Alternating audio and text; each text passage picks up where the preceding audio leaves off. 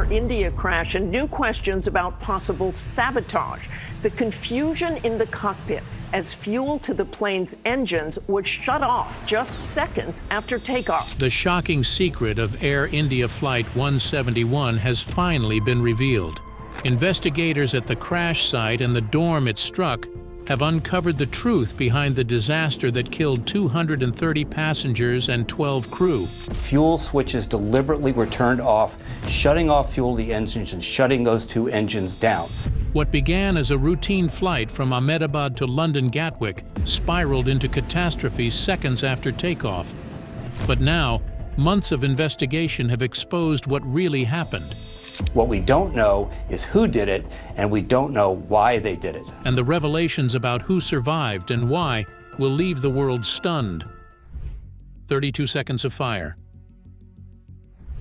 For months, the story of Air India Flight 171 was told as a simple tragedy, an unavoidable accident, a moment of fate no one could have changed.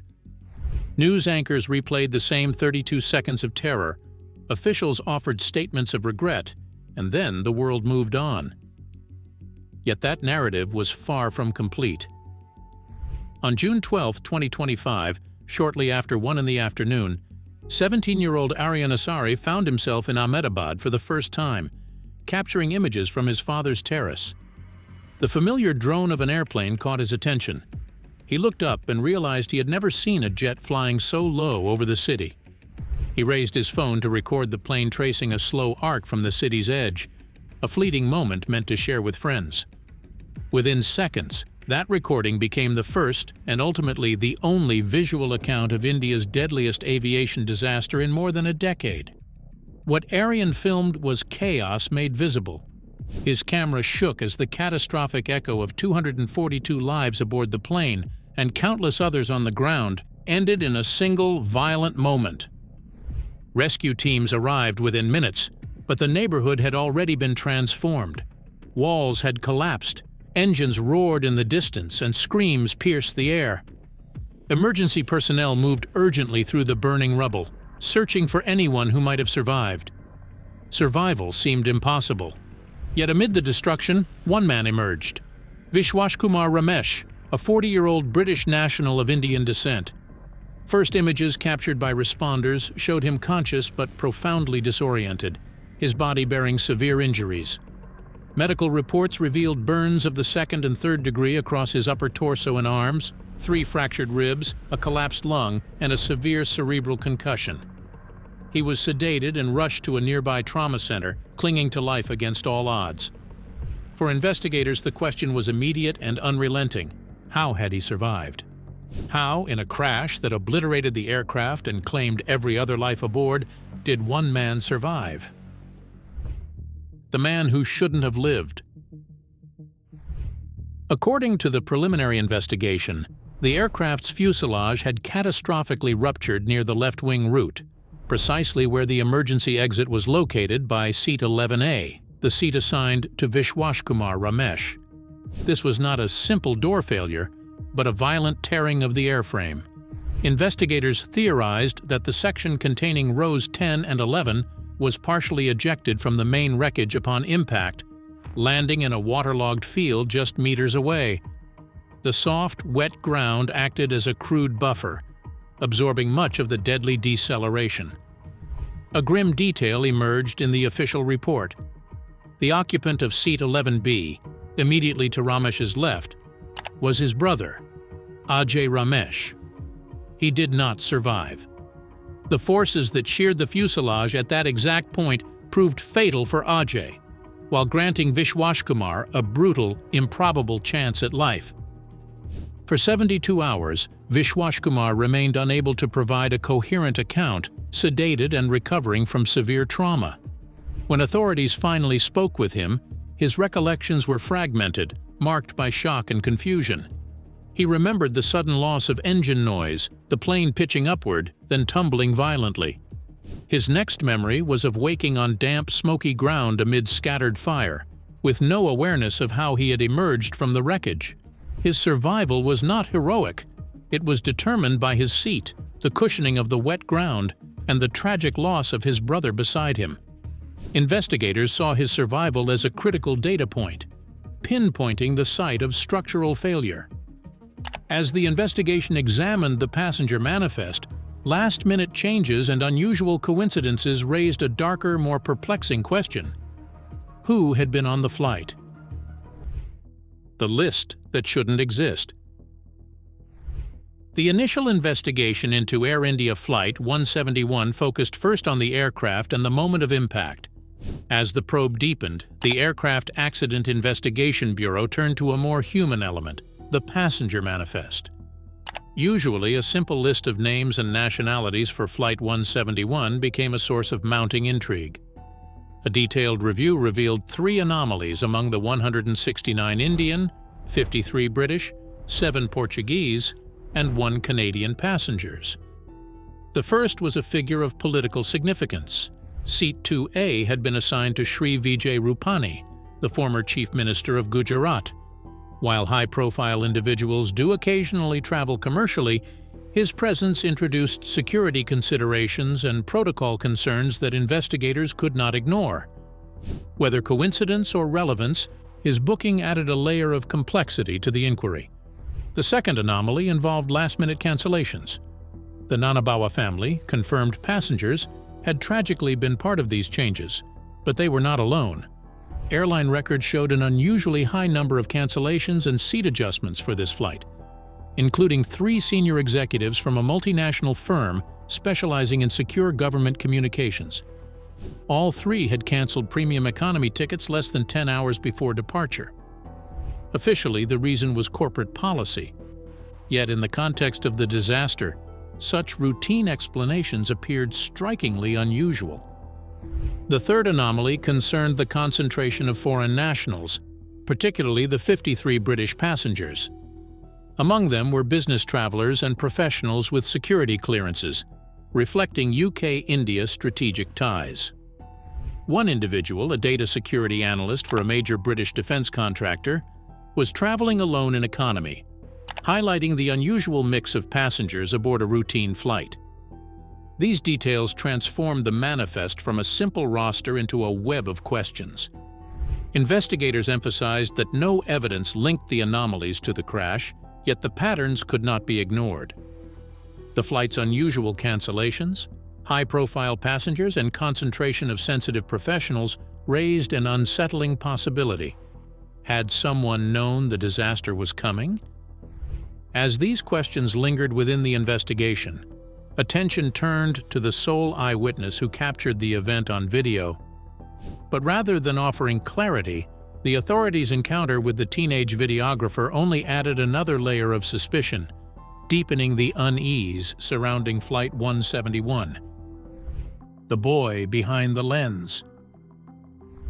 Overnight, Aryan Asari became known worldwide as the boy who filmed the tragedy, but within hours he found himself under intense scrutiny.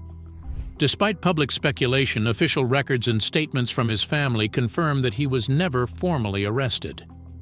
He had been invited, along with his father, to the local police station to provide a witness statement as the individual who captured the most complete visual record of the disaster. What began as a voluntary interview quickly turned into a 30-minute ordeal that blurred the line between witness and suspect. The questioning was technical, precise, and entirely focused on the video itself. Officers pressed Aryan on why he had been filming at that exact moment, whether anyone had instructed him to do so, and if he had received prior communication suggesting he should be on the terrace. They demanded details about his phone, its model, storage capacity, and whether any external applications had been used to record or transfer files. Most critically, authorities seized his smartphone, insisting on extracting the original video file to analyze its metadata.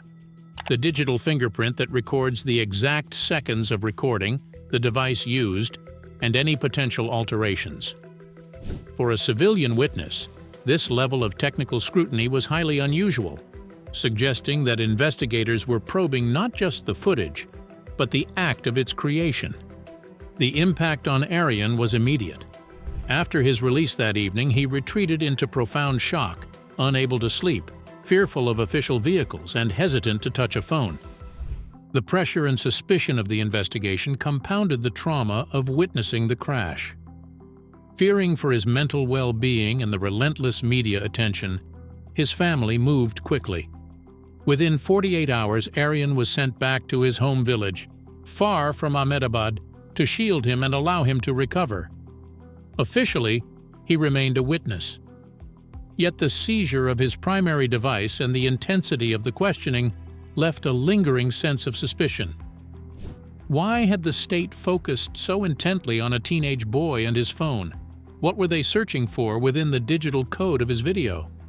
With answers scarce, the investigation shifted its focus from human witnesses to the cold, unforgiving evidence of the aircraft itself. The ghost in the machine. The initial chaos of the crash site, the human stories of survival and loss, now gave way to a more methodical yet equally intense phase. The forensic autopsy of the machine. The focus shifted from the streets of Magani Nagar to hangars and laboratories, where the shattered remains of the Boeing 787-8 Dreamliner, registration VTIND, were being painstakingly reassembled like a jigsaw puzzle. This was not merely an aircraft, it was the key witness, and its testimony would be found in its twisted wiring, its fractured components, and the silent digital memories of its black boxes. The global aviation community watched with bated breath, for this was the first fatal crash in the Dreamliner's history, placing its advanced technology and Boeing's reputation under an unforgiving microscope. The official investigation, led by India's Aircraft Accident Investigation Bureau, in coordination with international agencies from the United States and the United Kingdom, began its work under immense pressure to provide answers. The first critical breakthrough came with the recovery and analysis of the flight data recorder. The data it yielded was both unequivocal and baffling. It showed that seconds after takeoff, as the aircraft climbed through approximately 1,000 feet, a catastrophic command was issued within its systems. Both engine fuel control switches, located on the overhead panel in the cockpit, electronically transitioned from the run position to cutoff. This command is the equivalent of turning off the fuel taps to the engines, starving the two massive General Electric Gen X turbofans of their lifeblood. The data stream showed an immediate rapid decline in engine thrust, followed by the deafening silence captured on the cockpit voice recorder. The plane, now a gliding behemoth, managed to climb for a few more seconds, reaching a maximum altitude of just over 1,200 feet before succumbing to gravity, and this discovery would tear the investigation in two. The cockpit voice recorder provided the human context to this digital data, and in doing so, it created the core of the controversy. The transcript revealed the final, frantic moments of the cockpit crew. The sounds of a normal takeoff were followed by the sudden, sickening decay of engine noise. Then, the voice of the first officer, sharp with alarm and confusion, was recorded. "Why did you cut off?" A moment later, the captain's reply was firm and clear. "I did not do so." This four-word statement created an impossible contradiction. The switches had moved. Both highly trained pilots denied initiating the action. This single exchange became the central piece of evidence around which two opposed theories would coalesce. Was this a catastrophic human error or a disastrous failure of the machine itself? The investigation into the machine began with its history. The specific aircraft, built in 2013, had been in service for about 11 years. Its maintenance records were scrutinized, and a critical, previously non-urgent advisory from the United States Federal Aviation Administration came to light. A 2018 Special Airworthiness Information Bulletin had flagged a potential issue. Certain fuel control switches on some 787s could have been installed with their internal locking mechanisms disengaged. This was not a mandatory airworthiness directive, but a recommendation for inspection. Records confirmed that Air India, following the advisory's non-mandatory status, had not performed this specific inspection on VT-IND. This finding gave weight to the theory of a systemic failure. Could a severe vibration or an electrical fault have caused the mechanically compromised switches to physically move to the UTOF position on their own without any human input. Proponents of this theory pointed to the sheer improbability of both pilots, in a critical phase of flight, simultaneously and erroneously manipulating two separate guarded switches. However, the pilot error theory had its own compelling arguments. Skeptics of the mechanical failure hypothesis questioned how a vibration could move two separate lever lock switches in perfect unison, and then, according to some data interpretations, return them to a neutral position. They pointed to the complex, stressful environment of the cockpit, suggesting the possibility of an inadvertent action immediately regretted, for which the human mind, under high stress, could later manufacture a denial. The Indian Pilots Guild fiercely challenged this narrative, releasing statements that questioned the integrity of the investigation and accused the authorities of scapegoating the deceased crew, who were unable to defend themselves. They demanded to know why the full context of the cockpit conversation was not released, suggesting that the phrase "cut off" could have referred to something other than the fuel switches. The debate raged not in public but in closed-door briefing rooms and in leaked technical reports. The official investigation was now walking a tightrope. The initial narrative, focusing on a known flaw and a tragic convergence of events, was plausible but incomplete. The pilot's final cryptic words suggested they were fighting a phantom in the machine, a ghost in the wiring they did not understand. This line of inquiry would lead investigators to look deeper into the aircraft's past, to earlier, more mundane moments that, in hindsight, might have been the first whispers of the catastrophe to come.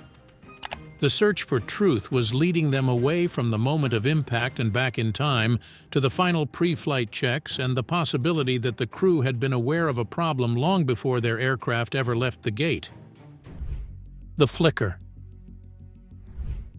The official investigation into Air India Flight 171 had reached a critical juncture. The debate between a catastrophic system failure and an unthinkable human error was at a stalemate, with evidence and expert opinion fractured along opposing lines. Yet the answer to this impasse would not be found in the wreckage of the present, but in the echoes of the past, hidden within the full, unedited transcript of the cockpit voice recorder. While the world had focused on the final desperate exchange, investigators had been analyzing every syllable from the pre-flight checklist onward. It was here, in the routine banter and technical chatter of the crew, that they discovered a cryptic comment that would redefine the entire investigation and suggest the pilots were aware of a problem long before the aircraft ever left the gate. The transcript revealed that approximately 20 minutes before takeoff, during the initial cockpit preparation, the captain made a seemingly minor observation. His voice was calm, professional, noting a technical readout. He stated that a certain flicker was back on panel 4, but the first officer told him to ignore it, as it had already been logged. This was a brief, almost mundane exchange, the kind that occurs daily in cockpits around the world where sophisticated machines exhibit minor, unexplained anomalies. But in the context of what followed, these 10 words became profoundly significant. They were not a declaration of an emergency. They were a quiet confirmation of a known recurring ghost in the machine. The term flicker was not defined in the transcript. Still, within the complex electrical architecture of a Boeing 787 Dreamliner, it could refer to a transient voltage fluctuation, an intermittent sensor failure, or an unexplained power draw on one of the aircraft's many digital data buses. The fact that it was back indicated that this was not a one-time event, but a persistent, undocumented gremlin the crew had encountered before. This discovery sent investigators scrambling back through the aircraft's maintenance logs with a new, specific focus. They were looking for any record of voltage flickers or unexplained electrical transients on the particular panel mentioned by the captain. The official logs for VT-ND showed nothing beyond routine servicing and minor resolved issues. No entry corresponded directly to the captain's observation. This absence was, in itself, a finding of immense consequence. It suggested one of two possibilities. Either the issue was deemed so minor and intermittent that it was never formally documented, or there was a cultural or procedural failure in which minor faults were informally logged but not escalated through the proper maintenance channels. This opened a new and disturbing line of inquiry into the maintenance culture at Air India, where pressure to maintain on-time performance could potentially, even subconsciously, lead to the oversight of nascent critical faults. This revelation fundamentally altered the understanding of the pilot's final moments. The phrase, "I did not do so," was no longer just a denial of a physical action. It could also be the frantic rebuttal of an automated system behaving erratically. If a voltage spike or an electrical fault could cause the fuel control switches to transition to cutoff on their own, then the pilots were not fighting a simple mechanical failure. They were fighting a phantom in the wires, a command initiated by the aircraft's own systems that they could neither anticipate nor understand. The story was evolving from a tragedy of a single switch into a cautionary tale about the limits of automated systems and the dangers of ignoring the persistent whispers of a machine in distress. But just as this new narrative began to take hold, a separate and equally puzzling piece of evidence emerged from an entirely different source, one that pointed not to an internal failure, but to a potential threat from outside the aircraft. The mystery of Flight 171 was about to expand into the vast airspace around it. The echo of Flight 800. The answers to modern tragedies often live in the ghosts of old ones. 29 years earlier, another Boeing had fallen from the sky. It was called TWA Flight 800, and its shadow still haunts every unexplained explosion since. To understand the potential future of Air India 171, one must first look back to the summer of 1996, when that Boeing aircraft fell from a clear sky, taking with it 230 lives and the certainty of what truly happened. The evening of July 17, 1996, was calm and clear over the Atlantic Ocean near East Mauritius, New York. Aboard TWA Flight 800, a Boeing 747 bound for Paris, the mood was relaxed as the aircraft climbed away from John F. Kennedy International Airport. Then, at approximately 8:31 in the evening, just 12 minutes after takeoff, the unthinkable happened. The aircraft, a symbol of American aviation prowess, suddenly disappeared from air traffic control radar. To the hundreds of witnesses on the beaches and boats below, the event was horrifically visual. A sudden, bright flash in the twilight, followed by a fiery, arcing streak, described by many as a flare or a firework, that ascended toward the sky before being consumed by a much larger, catastrophic explosion. The jumbo jet broke apart in midair, showering the ocean with debris. There was no mayday call, no warning.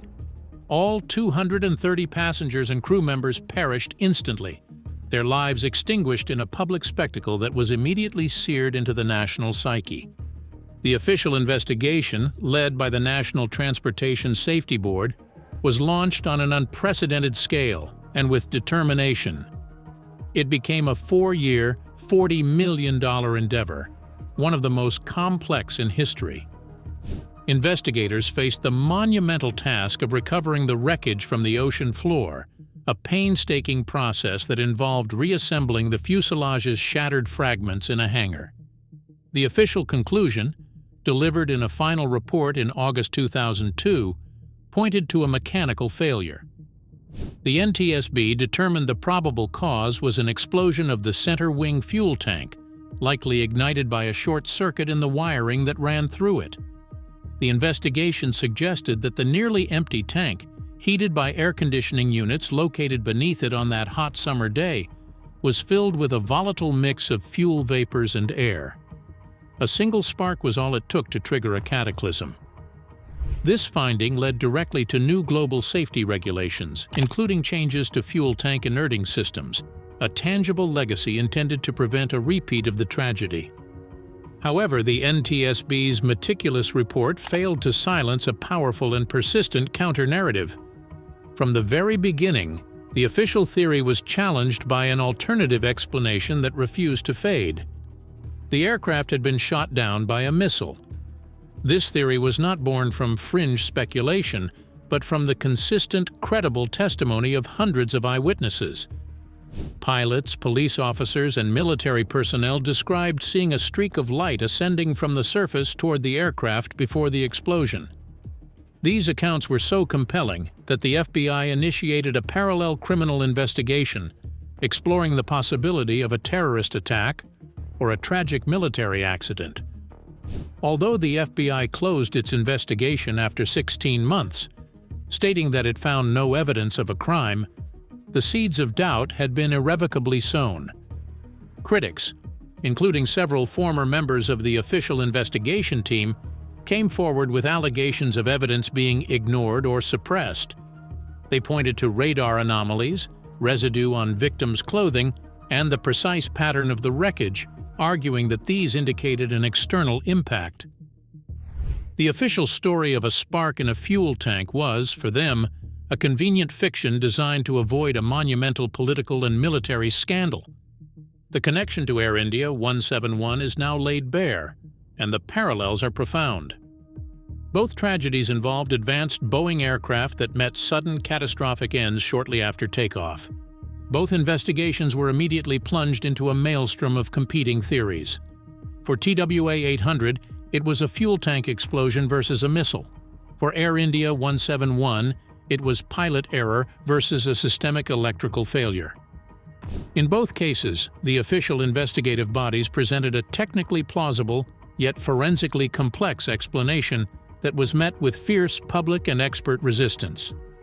The families of the victims in both disasters were left navigating a landscape of conflicting information, their grief compounded by the torment of not knowing with certainty what killed their loved ones. The TWA 800 case demonstrated that even the most exhaustive official inquiry can fail to conquer the shadow of doubt when the alternative theories are emotionally resonant and supported by seemingly credible evidence.